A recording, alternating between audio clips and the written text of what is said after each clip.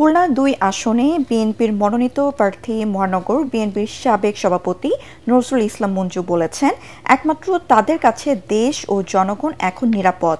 দুপুরে খুলনা প্রেস ক্লাবে শহীদ সাংবাদিক হুমায়ুন কবির বালু মিলনায়তনে সাংবাদিকদের সাথে মতবিনিময়কালে তিনি এসব কথা বলেন। মহানগর বিএনপির সাবেক সাধারণ সম্পাদক ও সাবেক সিটি মেয়র মোহাম্মদ মনিরুজ্জামান মনি, বিএনপির নেতা শাহরুজ্জামান মুর্তজা, ওয়াহিদুজ্জামান দীপু, শামসুজ্জামান চঞ্চল সহ দলীয় নেতাকর্মীরা এই সময় উপস্থিত ছিলেন। অংশগ্রহণমূলক কোন নির্বাচনে বিএনপি হারে নাই এবং অংশগ্রহণমূলক কোন নির্বাচনে ফ্যাসিবাদরা জেতে নেই। এমন একটি শহরে একজন রাজনীতি নেতা হিসেবে আমরা এমন কোন চ্যালেঞ্জ মনে করি না। তবে হ্যাঁ, নতুন বাংলাদেশের ভোটারদের কিন্তু মগজে কিন্তু ভিন্ন চিন্তা আছে।